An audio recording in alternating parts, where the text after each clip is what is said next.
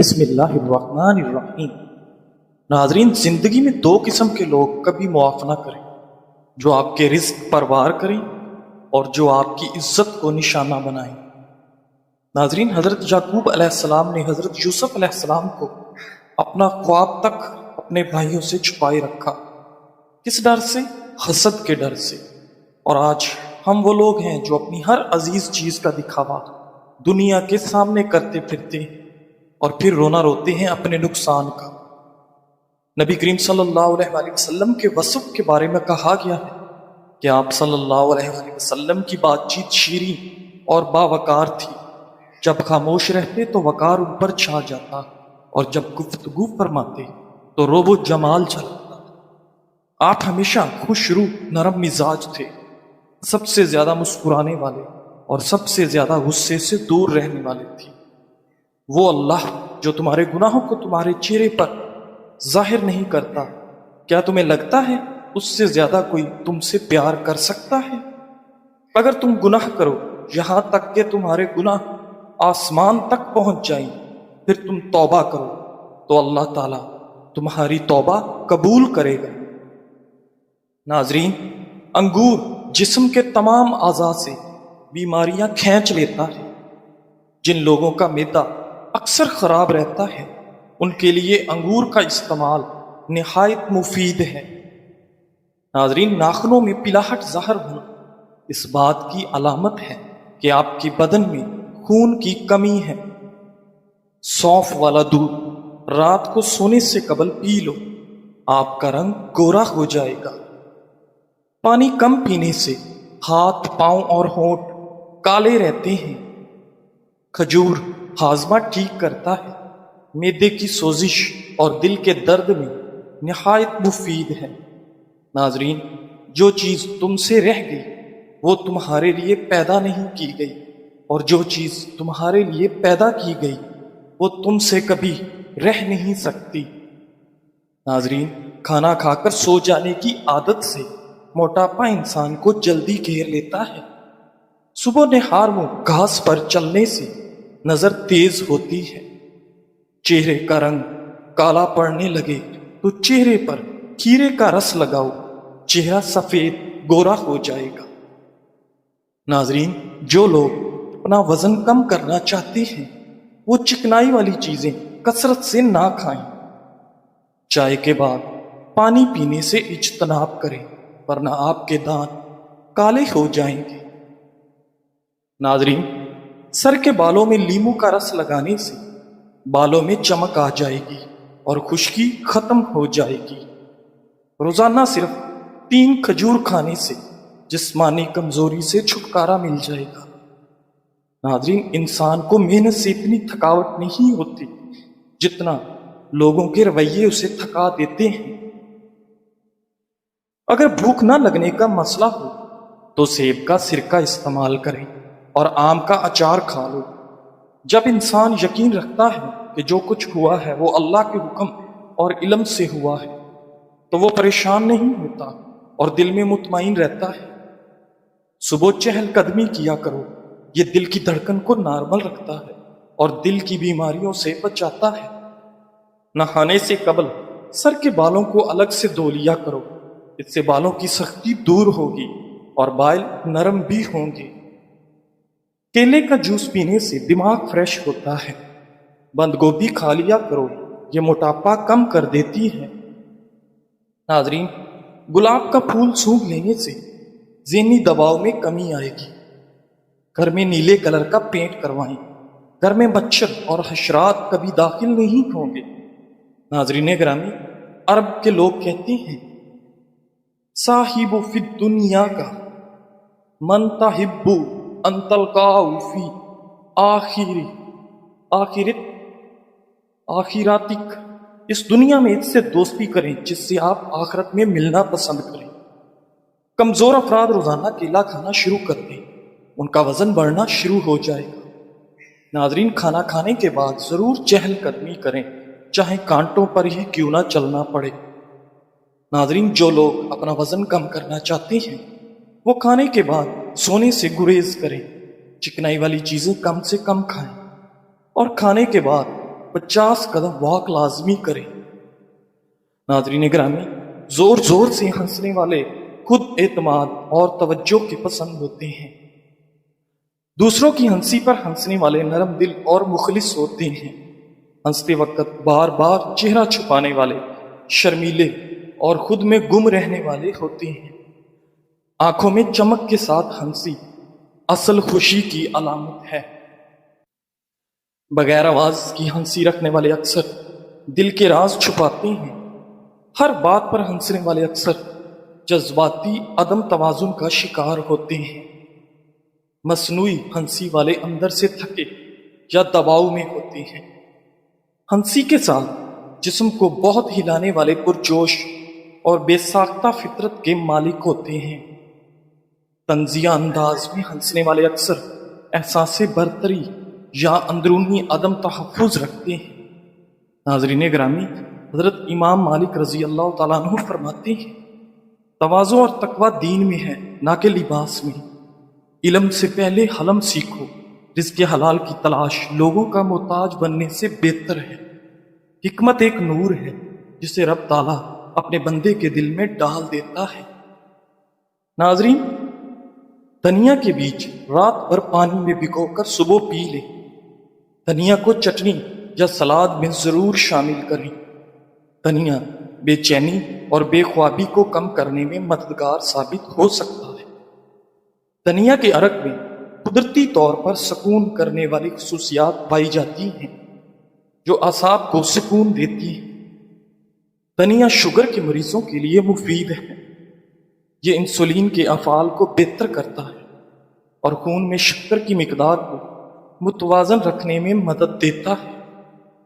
नाजरीन, ये लबे लबे को इंसुलिन खारिज करने पर उबारता है जिससे शुगर लेवल कंट्रोल रहता है। अदरक शुगर को कम करने में मददगार है और ये सोजिश को भी मौसर अंदाज में कम करता है। मुल्तानी मट्टी जिल्द के साथ साथ बालों की सेहत के लिए भी फायदेमंद है। जिल्द के तमाम मसाइल का इलाज इसमें मौजूद है। मुल्तानी मट्टी न सिर्फ जिल्द की रंगत को निखारती है बल्कि जिल्द के बहुत से मसाइल जैसे खारिश, जलन से भी राहत पहुंचाती है। नाज़रीन, अगर आप चाहते हैं कि आपके चेहरे का रंग साफ सुथरा हो तो उसके लिए 2 चमचे मुल्तानी मट्टी दूध में मिक्स करके चेहरे पर लगाएं। नाज़रीन, अगर आप खुश्क दूध में मुल्तानी मट्टी और नींबू का रस मिक्स करके चेहरे पर रोजाना 20 मिनट तक लगाएंगे तो इससे जिल्द तरोताज़ा भी हो जाएगी और रंग भी निखर जाएगा। मुल्तानी मट्टी से जिल्द को ठंडक महसूस होती है, इसलिए अगर इसे चेहरे पर लगाया जाए तो ये सूजन में आराम देती है। मुल्तानी मट्टी मुर्दा खुलियों को हटाने में भी कारआमद साबित होती है। नाजरीन, माहिरीन सेहत के मुताबिक अगर आपको कोई चोट लग जाए और फौरी तौर पर फर्स्ट एड ना मिल सके तो करना यह है कि उसे पानी से धोने के बाद उस पर चंद कतरे शहद लगाएं और उसके बाद देसी घी लगाकर छोड़ दें। इस नुस्खे के ऐसे जादुई नताइज मिलेंगे कि आप खुद हैरान रह जाएंगे। कच्चे टमाटर के बीज पथरी का सबब बन सकते हैं, ताहम जिन लोगों को गुर्दे के मसाइल नहीं हैं उन्हें डरने की जरूरत नहीं, वो टमाटर खा सकते हैं। लेकिन इस बात का ख्याल रखें कि उनका इस्तेमाल मुनासिब मिकदार में किया जाए। इस बात का भी ख्याल रखें कि टमाटर के साथ दीगर गिजाएं भी खाएं। उसे अकेले और ज्यादा मिकदार में खाने से मसाइल पैदा हो सकते हैं। नाज़रीन गिरामी, इमाम बगवी रहमतुल्लाह अलैह फरमाते हैं कि मैं एक मरतबा काजी शरीक की खिदमत में बैठा था कि उनके पास खलीफा महदी का बेटा आया और टेक लगाकर उनसे हदीस पूछी। आपने उसकी तरफ कोई तवज्जो न दी। लड़के ने कहा, आप खुलफा की औलाद की तौहीन करते हैं। आपने फरमाया, ये बात नहीं, असल बात यह है कि मैं इल्म की नाकदरी नहीं करता, उसका एहतराम करता हूं। शहजादा समझदार था, समझ गया और घुटने टेक कर हदीस दरियाफ्त की। काजी साहब ने फरमाया, हकाजा یطلب العلم یعنی ہاں اس طرح علم کو حاصل کیا جاتا ہے۔ ناظرین گرامی، امام مالک رحمۃ اللہ ایک مرتبہ حدیث پڑھا رہے تھے کہ بچھو نے انہیں کاٹا، اور ایک بار نہیں بلکہ 11 مرتبہ کاٹا، مگر آپ نے ذرا بھی آہ نہ کی اور برابر حدیث بیان کرتے رہے۔ جب امام مالک پڑھا چکے تو خادم نے دریافت کیا کہ اثناء درس آپ کے چہرے کا رنگ کیوں بدل رہا تھا؟ تو فرمایا، بچھو نے مجھے 11 بار ڈنک مارا، لیکن میں نے حدیث نبوی صلی اللہ علیہ وآلہ وسلم کے ادب کی وجہ سے نہ اٹھا، اب اسے تلاش کر کے مار ڈالو۔ چنانچہ تلاش کر کے مار دیا گیا۔ ناظرین، غصے کو قابو کرنے کے سنہری اصول۔ غصہ ایک فطری جذبہ ہے، لیکن اگر کنٹرول نہ کیا جائے تو تعلقات اور صحت دونوں کو نقصان پہنچاتا ہے۔ ریسرچ کے مطابق غصے کے دوران دل کی دھڑکن تیز، بلڈ پریشر بلند اور سوچنے کی صلاحیت کم ہو جاتی ہے۔ اگر آدمی لمحہ پر رک جائے تو دماغ کو ٹھنڈا ہونے کا موقع ملتا ہے اور بڑے نقصان سے بچا جا سکتا ہے۔ نبی اکرم صلی اللہ علیہ وآلہ وسلم نے فرمایا، طاقتور وہ نہیں جو کشتی لڑنے میں طاقتور ہو، بلکہ طاقتور وہ ہے جو غصے کے وقت اپنے نفس پر قابو رکھے۔ صحیح بخاری۔ ناظرین گرامی، ایک اور حدیث میں ہے، جب تم میں سے کسی کو غصہ آئے تو اگر کھڑا ہو تو بیٹھ جائے، اور اگر بیٹھا ہو تو لیٹ جائے۔ سنن ابو داؤد۔ ناظرین، وضو کرنا بھی غصہ ٹھنڈے کا بہترین طریقہ ہے، کیونکہ غصہ آگ سے ہے اور آگ کو پانی ہی بجھاتا ہے۔ ایک شوہر تھکا ہوا گھر آتا ہے، کھانے میں نمک زیادہ ہو تو فوراً غصے میں آ جاتا ہے۔ اگر وہ فوراً کچھ کہہ دے تو بیوی کی دل آزاری ہوگی، لیکن اگر وہ ایک لمحہ رک کر کہہ دے، شاید آج نمک زیادہ ہو گیا، کوئی بات نہیں، وہ بھی انسان ہے، اس نے جان بوجھ کے تھوڑی کیا ہے، تو نہ صرف ماحول بہتر ہوگا بلکہ بیوی مزید خیال رکھنے لگے گی۔ ناظرین، غصہ آئے تو کیا کرنا چاہیے؟ اپنے آپ کو کنٹرول کریں اور خاموشی اختیار کریں۔ غصے کے وقت فوری جواب نہ دیں، پانی پی لیں۔ غصہ اکثر جسمانی تناؤ سے بڑھتا ہے۔ موضوع بدل دیں، جھگڑے کو آگے نہ بڑھائیں۔